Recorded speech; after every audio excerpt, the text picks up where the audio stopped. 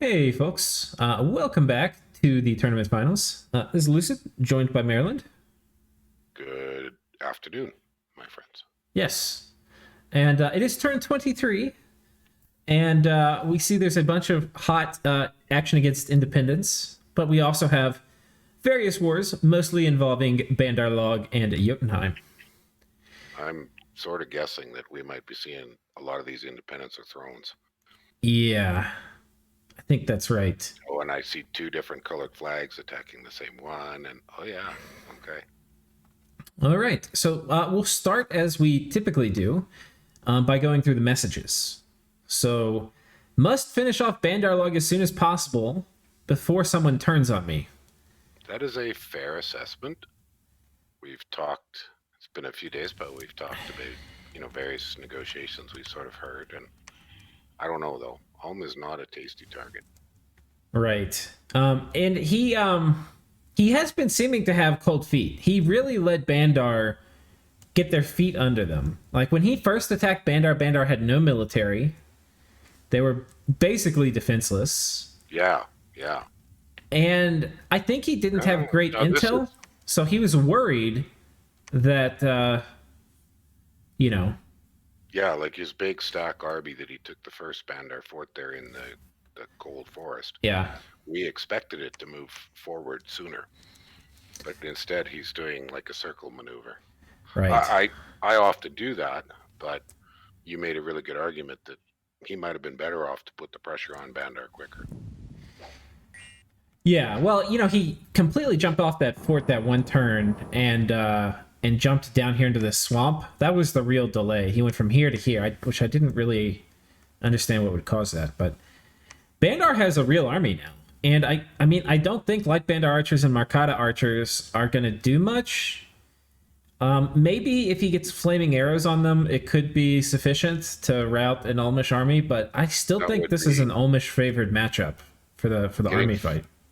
Getting flaming arrows for Bandar would be a fair bit of luck in that he either would need it on his pretender or get one of the heroes, and then enchant research is not a Bandar rush priority. Right.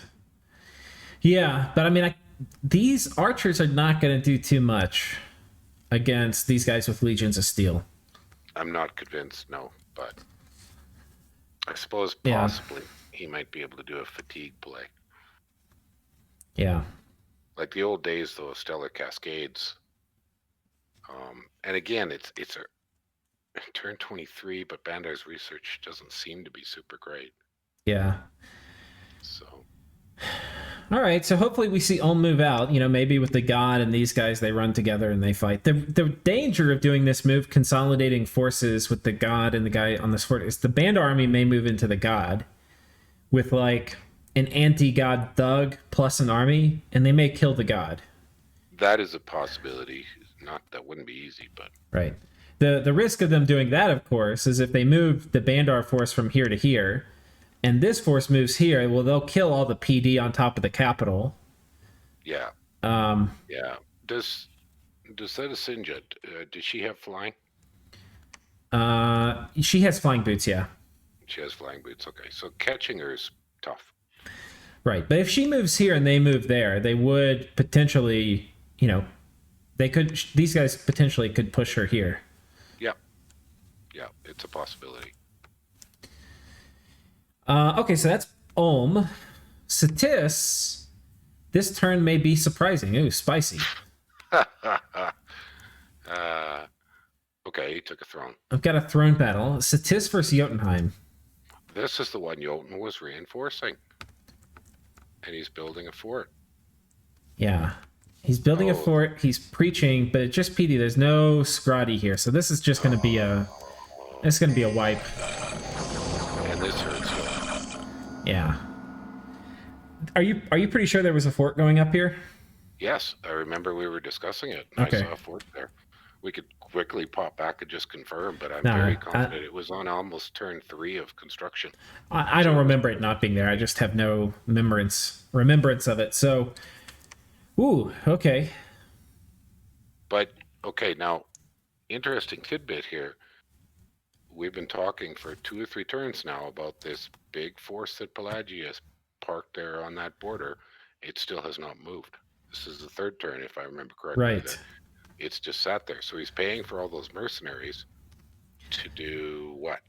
Yeah, and it's I mean, they clearly want this throne, right? And looking at it, you know, Satis is now at war with Vanarus, but they want this throne, so they attacked. Which, by the way, a war with Vanarus kind of means you must fight Jotunheim, because there's not really anything to take of Vanarus's unless you're taking it from Jotunheim.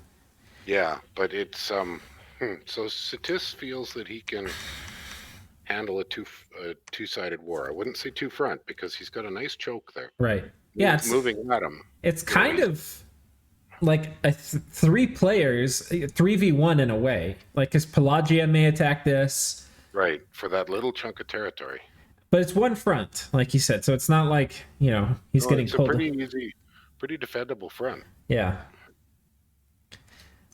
Let's see what I wonder if he had Wailing Winds and stuff on his god. He's been carrying death gems on that god for a long time. Yeah. But that probably wouldn't have triggered here. Yeah. So the potential of Wailing Winds is very, very obvious. Right. Now he's got a small army just north of his capital. I suspect maybe he's forting there. The one right north of it. Nope. Yeah, nothing. That's why I was checking for his forts. It's very interesting. I think he's just figured out, if your Marshmasters are so expensive, you do not need many forts. And he's got 2 now, and that's all he's going to need. Probably is. That's probably sufficient. And if he took the second, so he didn't have to spend the gold. He took it cheaply. So this is interesting. How do you think this deck would do against the Skratti? Because that's kind of the obvious early mid-game thing you have to worry about. Well, they're fighting in cold. That is rough. Right. That puts you on the clock. But Skratti are not great at killing a lot of skeletons. Right. The problem, though, is skeletons also are not great at killing Skratti. No, they won't. You just run the risk of everybody fatiguing out or turn timering. Yeah. It's got an awful lot to do with what Skratti's setup he's using.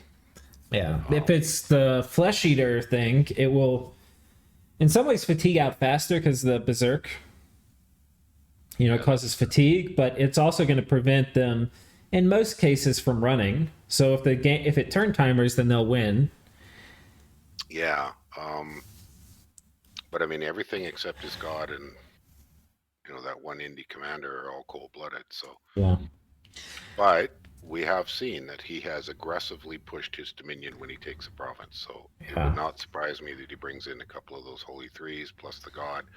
He could turn that warm very quickly. Right. So he might have just said, "This is worth the risk because I'll take it real quick for cheap before anybody notices."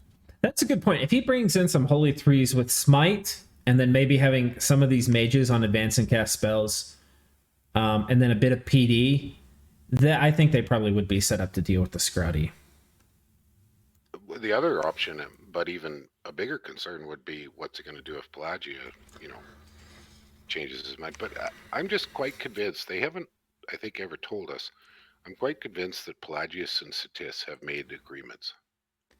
Yeah, we haven't really heard anything about that, so we'll have to find out. It's just that I just couldn't figure out any other reason why Pelagia would have given up that lovely farm. Yeah. Unless they just agreed to. Yeah. So this is going to be interesting. I would also consider doing a huge PD dump here. I mean, just how contentious this throne province is, I would super consider a huge PD dump. And I forget who Satis gets in their PD. I don't know if we're going to get to see, but... You mean the after 20? Yeah.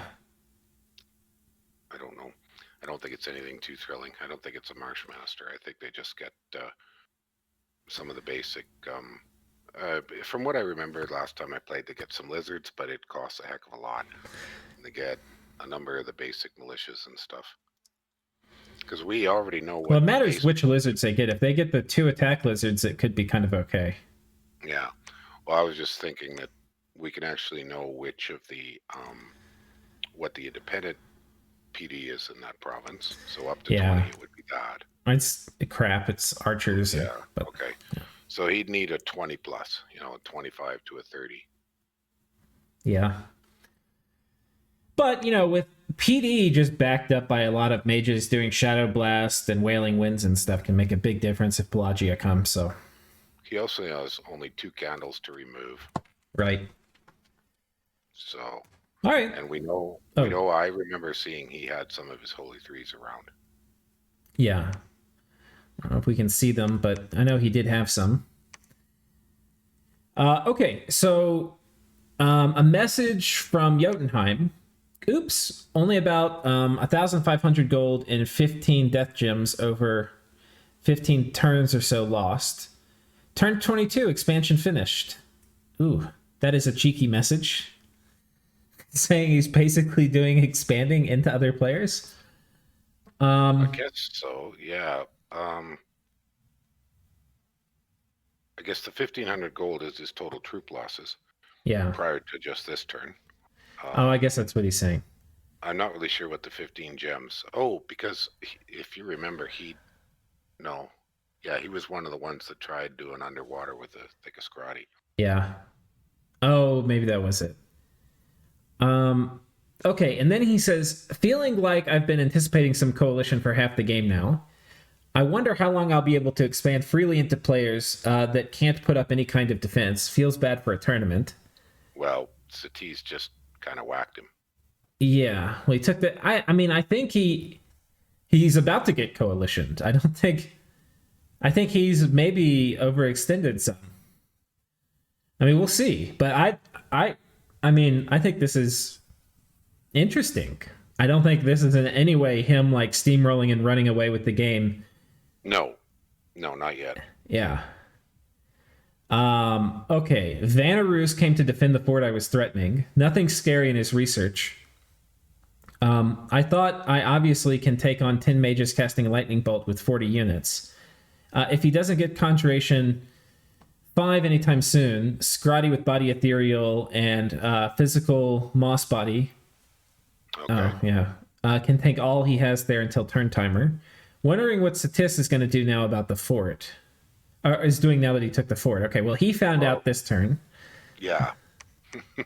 After he wrote that message. Right. So I wonder what he means. Where did he fight Vanarus? Oh, I see the fight. There's a Skratti sitting on top of Vanarus's fort. Right, so there's a lot to take in. I think one thing just to mention, he was wondering what Satis would do. I mean, Satis basically had 2 options. They could attack and like try to get this weird northern part of Vanarus only, or they could just accept the fact that they were probably going to fight Jotunheim. And we talked about the fact that with that river, there's a river. Oh no, Satis swims. So right. The river isn't such an issue. Okay, so we've got a lot of Vanheim fights. And there was this weird situation here where there was this army that had moved onto this fort. And they sent a mage out just to ping it, but the mage ran faster than this crippled and wounded dude. So he keeps the fort under lockdown. But he did do what I think both of us kind of predicted was his only really valid move, which was pull back. Right, but he pulled back, but Vanarus did an interesting move. Double pushed. Yeah, they got, it looks like Jotunheim sent a little raiding squad in. Yeah, so, okay, that wasn't going to work. But, there was nothing there before, if I remember correctly. Right. I think actually, I don't remember. I can't remember if the army was here or not. I don't think it was. Yeah. No. And then they moved south. So now this army's in real trouble. And Jotun has a Skratti without a retreat. Right. The Skratti, they may be locked in there with the Skratti rather than the Skratti being locked in there with them. Either way. Here's the thing. A bunch of air elementals, like four baby air elementals, will kill this guy. So he just tanks and tanks and tanks. But there's more chip damage coming at him than I expected. Like, those are some good hits. 6s and... Yeah. Oh, an air elemental. There's an air elemental here. Ooh, That's going to spice things up some. Okay. Now, the interesting thing about this is he does have Breath of Winter, and so this air elemental will actually, even though it's 0 encumbrance, it will fatigue out due to this Breath of Winter. This was close. Yeah, and you can see it's getting stunned pretty regularly, which means basically every attack is going to hit. But a lot of these guys are probably going to be getting... Well, these guys have cold resistance. Well, they're starting to get fatigued out. Yeah, there's still quite a lot of fatigue. This guy has a bit of fatigue. Oh, that's close. 22. Yeah, they're chipping through. I mean, we know he wins, but... Well, these churnmen hit, like, freight trains, too. What I'm surprised is that he hasn't run yet. Getting knocked down to 22 normally would trigger a Skratti to run. And a hit. Like, he's taking damage every round. Yeah. And that air... Is that... Oh, that looks like that air elemental might be chilled now. Yeah. Yeah. You know, I think, too, all he really had to do was, I think, do 2 air elementals, and he would have won this. Just doing 1, I think, is a little dicey. Oh, okay, so... Basically, the Skratti wins by fatigue. Yeah. That was a close fight. Yeah, that was really Breath of Winter, too, coming in, I think. Very close fight. Yeah. So what do you think he's going to do with the Skratti? I mean, that's not a lot of gems in there. Well, I mean, if I am Vanarus, I put mages to support both of these. So if he raids here or here, he dies. Here... okay, I think I would probably use this to raid over this way. The problem is this province here, Vanarus can't really support with mages. Probably not, no. So... I mean, they have snow move, but not forest. Yeah. So I don't know. This would be a pretty safe move for the Skratti to go here. That's what I was thinking. As long as, you know, nothing weird happens from Satis, but... Yeah. Who could predict what Satis does? But this is a weird thing. Like, it's hard to predict how all these armies are going to move over here. Like, this army, you know, he could go back on top of the fort with this. There's hardly a reason not... I mean, this army could come here, but I don't think that's super likely. I mean, it kind of is. He could hold position here with this army, and then this army moves through and flushes these guys out. That's one way to do it. But this army, you kind of want to go, like, counter-raid and take this stuff back. The problem taking this is Satis might take it. So if I were Vanarus, maybe I wouldn't take this, actually, because you'd be worrying about Satis coming in. I'm just trying to look at sort of the map and go, okay, is there a bait-and-switch kind of option here for Vanarus? Jotun doesn't right now have much in the way of bait-and-switch options. His troops are not in great positions to sort of, you know, do a punch and then pull back. And Vanarus kind of did a bait and switch this turn, that instead of fussing over his fort, he decided to leap outwards and grab some initiative, put some pressure on Jotun. Yeah. I think what's going to happen, Maryland, is we're getting... This kind of happens when you're doing... like a raiding war, you know, a war with a lot of raiding in it and medium-sized armies, is you get to this point where you've raided enough of the enemy that you're just going to start having more army clashes. Like, there's way more armies on the board than there are just, like, you know, flags without armies in, or like provinces without armies in them. Right. So it's going to be hard to predict exactly where the clashes are going to happen, but I just feel like they're going to now. Yeah, I think we're going to continue to see armies smacking on each other. You know, I don't see yet that Jotun Skrattis are a war-winning maneuver yet. You know, they're not quite guided missiles. Yeah, and I mean, they will be once Construction 4 comes out. I think right now he's at Construction 2.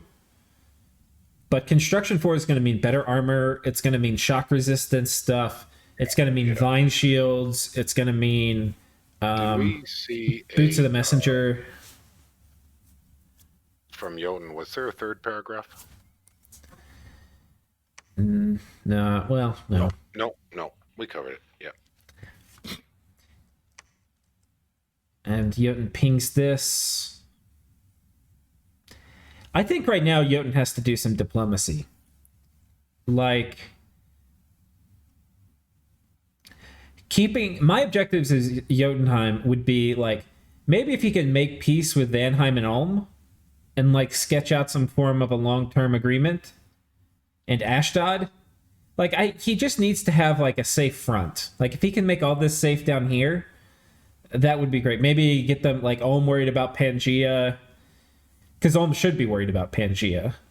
That's a good suggestion. If for the diplomacy options for Jotun right now is securing, because he's got kind of a heck of a mess in his whole northern edge. Right. But he could literally fall back. But it's kind of one front. Like if he can get peace on the other borders, and just have to worry about this one arc, I feel like he could probably hold. But if he's going to have to also hold down here, I think he's going to start coming apart at the seams. Yeah. Because in some ways, I think right now he's a little outmatched up here. Like I think he needs more. So also stretched. That's a pretty long distance he's got to move. Oh yeah. And even with snow move, it's still significant. Yeah. He's got Geiges out too. I wonder if these are set up. 3 Geiges. These are small little skelly spam communions he's set up to deal with raiders, it looks like. Could be. Yeah. Expecting some trouble from Pelagia. Yeah. Not much PD though. In my opinion, if you're going to commit 3 Geiges, which are expensive, probably good to also give like 15 PD or something, which, especially if these are skelly spam communions, having a bit of PD is really nice because it will build up. Basically, it's going to give you more time to build up a big wave of skeletons. Absolutely. If you have no PD, basically what happens is your first wave of skeletons runs into the enemy and it dies, and then it's like a trickle behind. Yeah, and having them bunched up behind the PD so they actually kind of form lines is very useful. Yeah. All right. Any final comment on Jotunheim? Just one little check on the map. I see a ping or something on the throne below it. I'm just curious if this that one was Jotun. Yeah. That was Jotun pinging, and there's another ping on the throne farther south. Oh, okay, we'll take a look at that. Yeah, this one's got a Titan of Heaven. Okay. Which, to me, this screams Fog Warriors followed by a boatload of air elementals. Yeah, plus all that flying, everything. Though, I think the mod we have on, Fog Warriors won't get cast by the AI. So. Oh, okay. But the other one was that one there. Pelagia. Oh, Pelagia. Well, that, if they can manage it, this is a very sensible throne to take too. Also a Titan of Heaven. But if they take that, it gives them access to this. That's just not a very big army that Pelagia has there. Yeah, they could maybe thug this with like a Pearl King or something. I forget if they're size 6. If they're size 6... Oh, they're only 4. They look really big for being 4. I would assume they were at least 5. Yeah, but they're aquatic, so you'd have to make fish amulets. Yeah, there's no way to get them size 6, which means they're going to have a hard time dealing with a lot of air elementals. Yeah. Yeah. I don't think that flies. Yeah, I don't think so either. So I don't know. I mean, maybe there's some way to thug this that I haven't thought of. Like maybe, I don't know. Does he have a god yet? No. I think it's an imprisoned god. Yeah, it looks like it. It'll be interesting. I mean, if anybody's going to figure out how to take this with Pelagia, it's going to be Arco. But I can't think of how to do it. Okay, moving on. Uruk. At the moment, I've mostly just been at peace. I currently maintain a nap with all my neighbors, which is fine due to having 18 provinces with near-perfect scales. I intend to fight Xibalba soon, ideally with Ashdod and Ind as allies. Though I feel Ind is less likely to join to join in that. And then following up, also purchasing a hammer from Agartha, which should allow me to make a steady stream of quills to keep the RP train going well. Just wish I had more luck finding magic sites. And if we look at his gym income... It's getting better, because that's in the light brown. Right. But area under the curve, he is one of... Yeah, it's not awesome. Yeah, he doesn't have many gems so far. And they've come late. Yeah. Where does he sit on research? He is... Okay, he's... Middle. Top of the middle. You know, he's... Yeah. Yeah. He's 4th place or something. Tied for 4th. Yeah. So bringing quills in at 3 gems a pop. Yeah, that'll help. Yeah. Okay. So he's basically wait and see. Yeah. Okay, and this is just all... I mean, Uruk patrolling out some scouts that were here. And he's got the Throne of Knowledge. So lore masters. Oh boy, we had a bump on the throne. Oh, that's the one I saw. This throne has caused more heartache. This is this fire elemental throne. Yeah.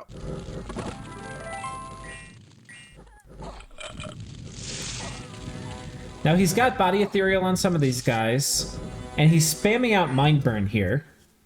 Okay. Okay.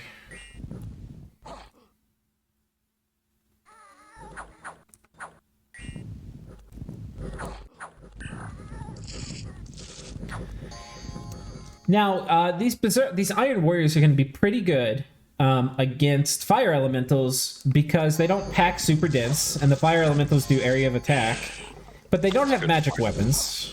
So it's more like they're just not quite as bad.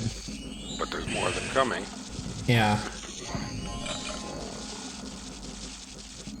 I think they've got it. Yeah, I think he's got it. Looks like it. But it's looking like it's expensive. That's quite a loss.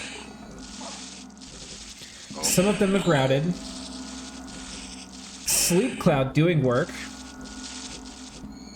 That last fire elemental might not die. Yeah. It's definitely looking like it just might. Well, and see, we got a guy. Oh, that's asleep, right? That's the Z's. I didn't see the Z's there. Yeah. Whoops. No, it's over. Wow. My prediction at this moment, that is a fail. Another fail. No, I mean, the army's routed. They've definitely lost. Yeah. Sleep Cloud coming in clutch. Oh my god. Good grief, there's what, 7 of them? This throne has had more times people failed against it.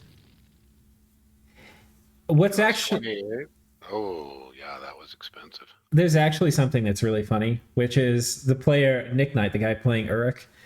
He and I got into it. I mean, we're friends, but we got into it a little bit about saying fire was basically the weakest path in the game.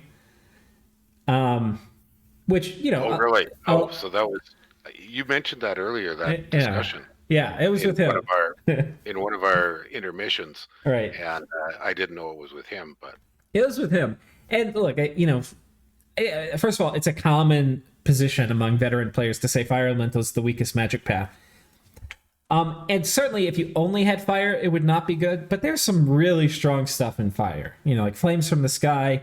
Fire elementals are great. And I think if this doesn't show you anything else, I think this should show you do not dismiss fire warriors. This one fire 4 mage has caused more goddamn destruction than basically anything. He's probably been responsible for the death of more units than anything else in the game so far. Yeah, pretty significant. So what was... Oh, and then Satis comes. Or Xibalba. Xibalba. Okay, the burning question is, does that guy have more gems? That is a great question. 1. No. Oh, I wonder if it gets refreshed at the end of the turn. Probably. There's a very good likelihood that's the mechanic. So Xibalba is nowhere dealing with, or not dealing with anywhere near as much. Yeah. Oh man. Now, there's some differences. Xibalba has magic weapons, so they will deal with fire elementals a good deal better. But they also have... Oh, I guess these guys are not cold-blooded. How about that? No, they're not. No, I was thinking of that, but they're not. They have cold resistance, in fact. In his blast. Yeah, so he's definitely not going to be fatiguing out.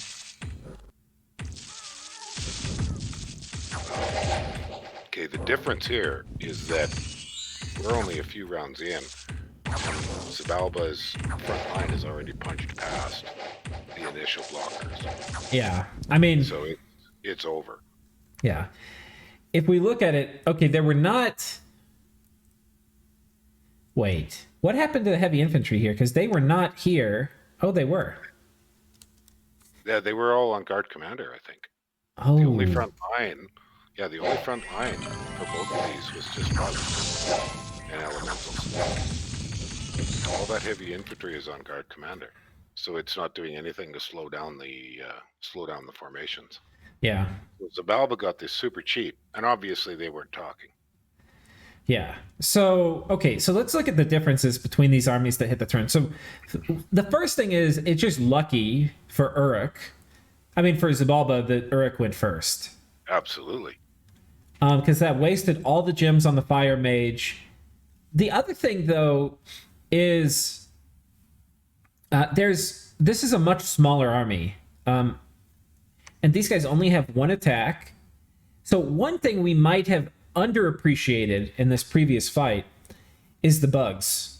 And these guys are not going to... I kind of want to watch it again. Let's just look at the bugs on this.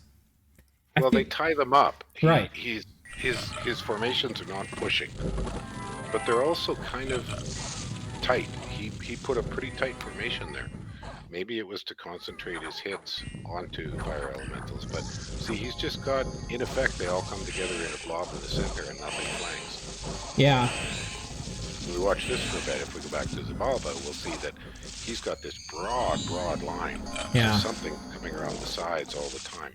And this clumping that you're talking about has made this sleep cloud super effective. There's that as well. Yes, that's an excellent point. But he started off with two small, moderate-sized normal formations. And it might be he didn't have the commanders available to do a more useful formation. But then they clumped. They all ran towards the middle. I mean, I have to hand it to the independent AI here. They have done... I mean, this is like a master class in budget defense. You got the bugs coming out to tie things down. They all get clumped up. They get hit by Sleep Cloud, and then the fire elementals. I mean, the independents had no right winning this. And this wasn't exactly like a misplay from Nicknight. This was just, I mean, beautiful scripting from the independents. I'm curious, what's the leadership on the Enkidu commander? Let's take a look. 40. Okay, so that's his problem. He just didn't have high enough leadership to pull anything else off. Now, he could have put them on these NCs, which... Oh, no, those are 80s. Okay, I take that back. He could have done formations, and he didn't.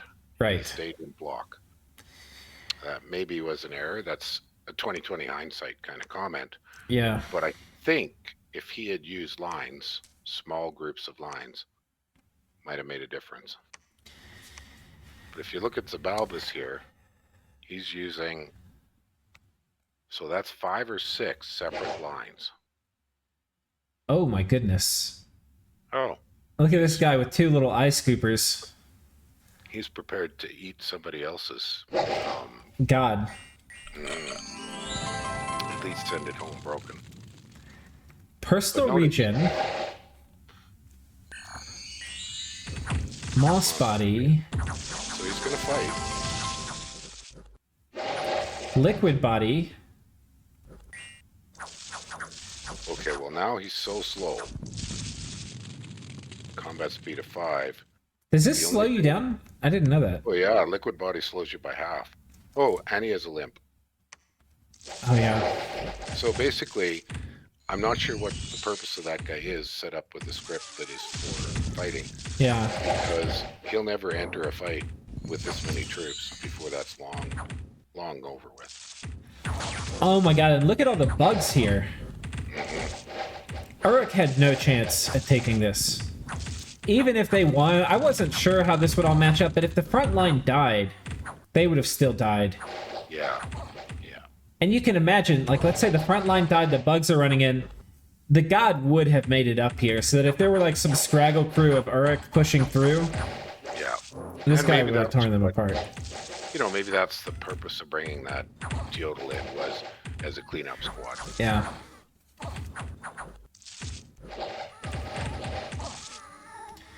All right.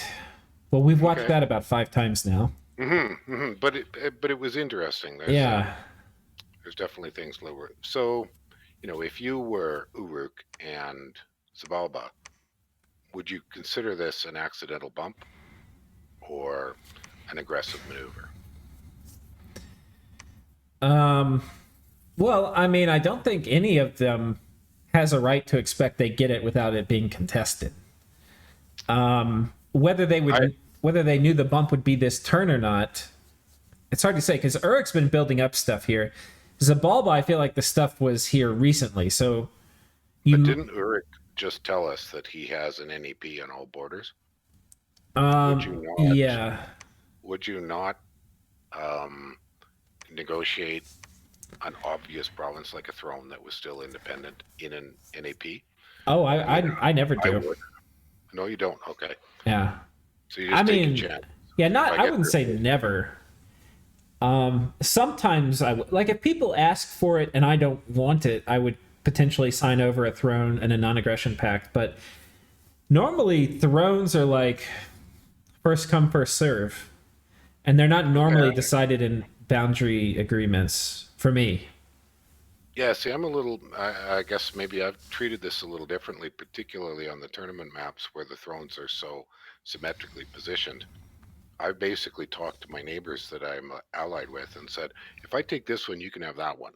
Yeah. That way we each get one and we can each lock one down.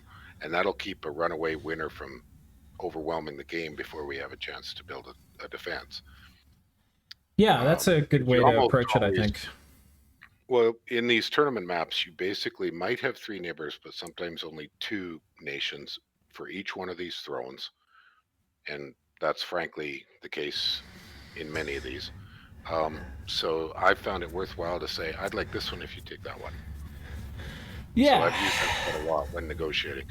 On other maps, not necessarily, because if thrones are scattered on who the hell knows where, sometimes there's no option. You look at that throne directly south, well, Uruk can't make any claim there because he can't physically get there. Right. So they couldn't really have that sort of a discussion. Yeah. I just think it's worthwhile, you know, at least consider it when you're doing negotiations on borders and even in the early game. I frequently do bring up the topic of thrones, and if somebody says, well, I have to have it, well, okay. Yeah, I don't think there's any reason one shouldn't. I never usually end up doing it, and people don't normally ask me for it. A lot of times it's kind of what we saw here, which is you can either go to your first war and go take an enemy, or you can go for thrones. That's kind of how I normally see it going out. I agree with you on that one. Yeah, that's very common. Okay. And sometimes you just grab those thrones on the way into that war. Yeah. Because then you build up the army that's probably sufficient. Speaking of which, we have a big battle down here. We don't have a message from Pangaea, but I'm going to shortcut our messages here to look at this throne battle with Pangaea. Well, he's been talking about he wants that one for a long time. Oh my god. And he put everything into it. This guy's going to probably make a bunch of fire elementals. But are these White Centaur... How many White Centaur do you think he's going to lose? I don't think the troops are going to do much to the White Centaurs. Yeah. But if a lot of fire elements, I don't know, I would guess around 20. I mean, the flaming breath of the drakes, once they get into range, is going to be painful. Oh, I hadn't thought about that. Yeah, the fire snakes... Well, they have 10 fire resistance, though. Oh, okay. And then I was thinking it was 5 for some reason, but... Well, then fire is AP, so at least half your armor applies. There's a breath. And that's not really enough. Okay. Breath is not particularly doing much. Oh my god, that Drake breath though is pretty intense. Oh, it's when they're massed in groups of 10 or something. But 10 fire drakes is 70 fire jumps, unless you somehow luck out with Dragon Master. Huh. There are no fire elementals on this, so that Let's take a look at what the god did. looks like almost nothing. Oh, lesser water, lesser fire, lesser. Oh, and it died. Yeah. That was that. Well, that was easy. Well, this is such a good pickup for Pangaea too. Getting fire access, which they have none of. Also is going to give them a cross Earth Astral cross path. Astral they don't have. Good grief. Air randoms for Fog Warriors. What was his total cost if we look at just the battle report? He lost one. Yeah. One white centaur. Yeah. Oh, that was cheap. Super cheap. But he killed his flanking squad, got that Knighter of Kings very, very early. Yeah. I mean, it was doing a big water elemental when it was wiped. Yeah. Yeesh. Pangaea revving up the engine. Scary. I think just the diplomacy Pangaea's done. I don't know. I think he's in almost position 1 now. What's his score graph? Provinces, he and Van. Okay. Top middle. Forts should be quite good. I think Pangaea is a scarier nation than Vanheim by a margin. Vanheim has like morale plays they can do that Pangaea can't. You know, like Wailing Winds, Blood Rain stuff, but Dryad, Spam, these White Centaur. What about gem income? So Pan is very low. He's done almost no site searching. Right. Okay. But notice that that's important. He just started site searching 4 or 5 turns ago. Right. He'll catch up, but so he will catch up. But most of the people who have a lot of gem income are not the people leading the game. Like, Jotunheim is the one exception. Well, that's not an uncommon thing in my experience, in that to have the time to really site search, you have to not be in early wars. Yeah. I mean, you can't really do both. Well, Jotunheim has, I guess, somewhat at the cost of research, but his research is... Jotunheim is in a pretty clear position 1 right now, but I just feel like the Diplo for Jotunheim, he's gotten ahead too far too fast, and I don't think has done any of the work on Diplo, from what I can tell. If we look at map control, I would argue that Pan is in a better situation due to map and due to mobility. Yeah. In that he's got a lot of high speed potential to, move armies to hot spots, plus they can't see them. Right. So his ability to maintain what he's got is better than Jotun's. Jotun's in that tricky situation of he kind of has to be ready for threats from 6 basic directions. And so he can't overcommit to any one direction. Right. And I've had that before, and sometimes it's not so bad that you didn't expand as well. Simply because you've got a simpler defense. Yeah. I feel like there's some deal Jotun can make that will, because he's so far ahead in some of the graphs. All he has to do now is just lock down diplomacy. He could literally just offer peace at original borders to Vanarus, and that might be good enough. This I think would be the master play move. Is say, look, Satis, how about we make peace? I'm gonna let you keep this throne. You get to eat all of Vanarus. I just want like these 2 provinces or something stupid. Sure. Or like, give me these 3 provinces of Vanarus, and you can have all the rest, which is a lot.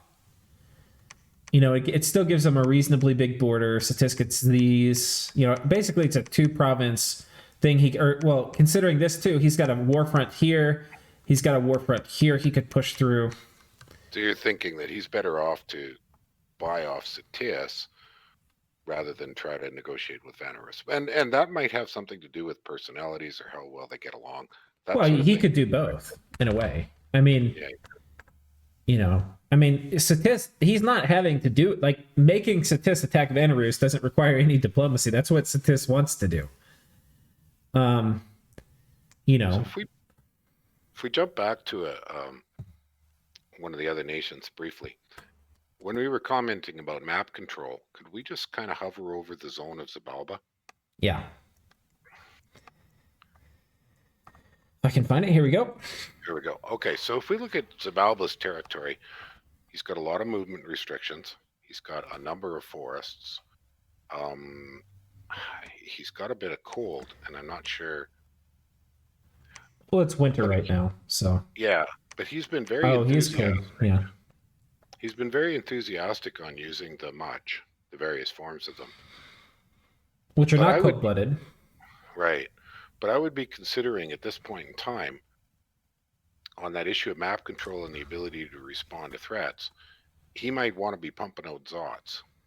They're not wonderful by any means, but they do have that significant advantage of you can put them where you need them. Yeah. Now, he's locked down this throne, and nobody's going to take that from him, I don't think. Well, so Uruk has said they want to fight Xibalba. Whether that's changed after... I mean, that was part of this message here from Uruk. Right. You're right. You're right. It was just a comment I was making is that, you know, this is a tough decision for Xibalba is what balance of forces do I want to have? How much high mobility but kind of flimsy versus those pretty tanky frog boys? Yeah. I mean, I think Xibalba is in a position where it makes a lot of sense for them to push into Jotunheim. If they get peace on this front. Right. Especially with what is looking like a huge cluster up here. Might make sense to join them. That is a pretty significant mess up there. But if Uruk attacks them, then they obviously can't do that. So we'll have to see. And a lot of Jotun's mobility problems will be improved when he can start forging more mobility boots. Right. Yeah, Skratti with Boots of the Messenger, good luck predicting where they're going to be. Yeah, they could be anywhere. So I think they'd be up around the 30 map move. Yeah. Yeah. Okay. Well, that's all. I just wanted to mention that, you know, as a strategic decision. Okay. Right. Yeah, let's move on to End. Fairly happy about the results on the 126 level 3 throne. Yeah, we saw that battle. It was beautifully scripted by End. He had Earth Melt going off, a lot of good buffs on his troops. Hardly lost anything. It was really good. Was a bit heavier defended than I anticipated, but only really roughly cost 1 turn of cap recruits plus some heathens. Too bad it's a weak level 3 throne. Throne of Kings, isn't it? I think it was the one that gives like productivity or something. I'll take a look. It was relatively boring. Of Eternal Suffering. Oh, okay. Yeah, okay. some stupid throne. Very good. Often those thrones are game changers. Again, someone unlucky there. Together with the bad map start, river placement, I could have been in a much better position.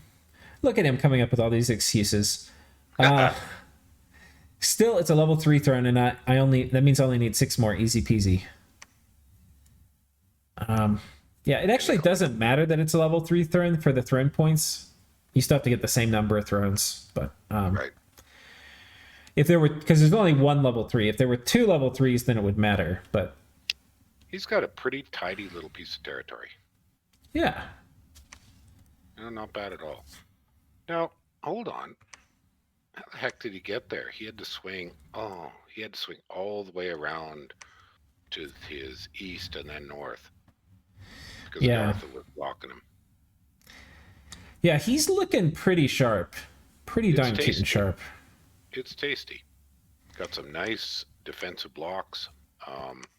That one little forest there on his southeast is kind of sacrificial. That one. Yeah. The one you're hovering over. It's not probably worth putting a lot of defense into. He's got 1, 2, 3 forts. Yeah. And he's sure going to fort both thrones, so that's 4 forts. And I kind of like actually the He lion. already has 4 forts, so he'll have 5. the lion summoning dudes, which you get in forts as end. They get basically free spawn lions in forts. Okay. Which lions do they get? The cheap ones or the great lions? I mean, they're not the ethereal, crazy like summer lions. No, I don't mean manifests or Yeah. summer lions, but there's No, they're the there's a good cheap, ones.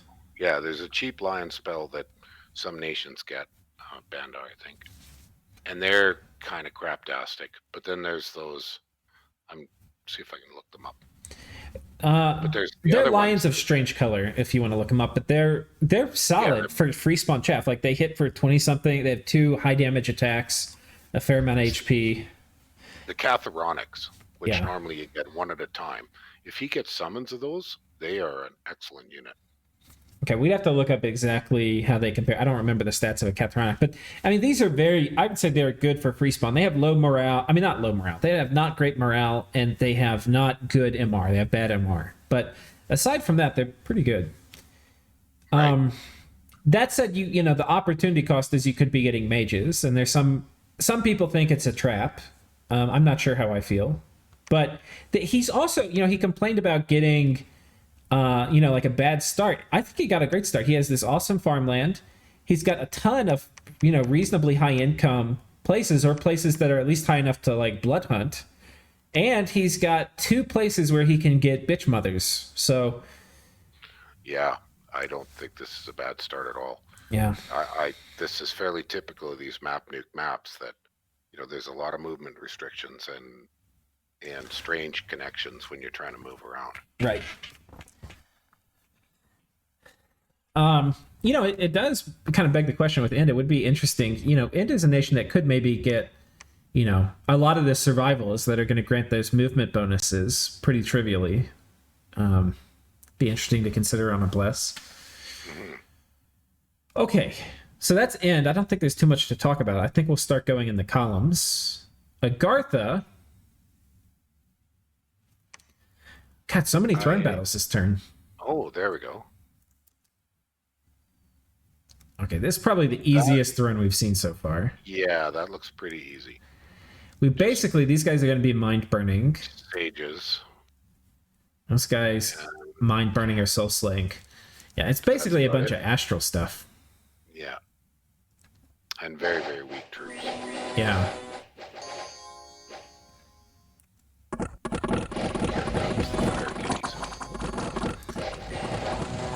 Oh, and he's got these Hoberg crossbows too.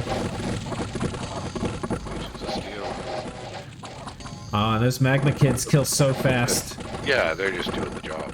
Well, against light armor, they're devastating. Yeah. And they're pretty tough against even fairly hefty armor. Right. I believe it's 12, their fire attack, armor piercing, so. Yeah. Are they in heat right now? They heat +2, And so 14, yeah. So, yeah. That's pretty devastating. Yeah. So he lost a fair amount of them. He lost 20, but... Well, which, I mean, honestly, this throne was so weak he probably didn't need to use them, you know? that's only, it's either 10 or 7 gems worth. Right. It's pretty minimal. Nothing to cry about. Nope. Magic +1, that would be nice. Nice little bump. Bonus magic scale for Agartha from this throne. I don't think anything else is happening. But this is kind of his big army. He doesn't really have... I don't see a ton of Agarthan armies. I mean, he's got some guys being built up here. Oh, no, he has some stuff here, too. So he could form another army of this size. And, okay, so that's that column. We've done Satis. We've done Ulm. Not much has happened. Ulm got attacked by war trolls, too. Yeah, and we talked about what his next moves are. We've talked about Pangaea and Pelagia, and... Yeah. Vanheim, he's just consolidating. Yeah, Vanheim, I don't think there's any new moves from them. They just are laying siege to this fort. They'll probably storm that this turn. Last turn they did this raiding, and I think they're fine with that. So that just cuts off Bandar. Right. And Pythium still exists. Yeah. Barely. Barely. So we'll see what happens here next. Well, the Emperor died, so as far as we know, I think if you check the troop graph, Pythium has 0. Where are we? Well, not actually 0. There's some stuff inside that fort. 0. It looks like about 8 size points. Yeah. Oh, it's more than that. Come on. It's got to be more than that. But yeah, it's not a ton. I was just thinking that usually those are like 10 per bar, but maybe it's 20 or more now. Yeah. Some of these armies are a lot bigger. Yeah. All right. Well, I think we've made it through this turn. I think we have. All right. Well, thank you all for joining us, and thank you for joining me, Maryland. You're welcome. All right. See y'all next time. Bye.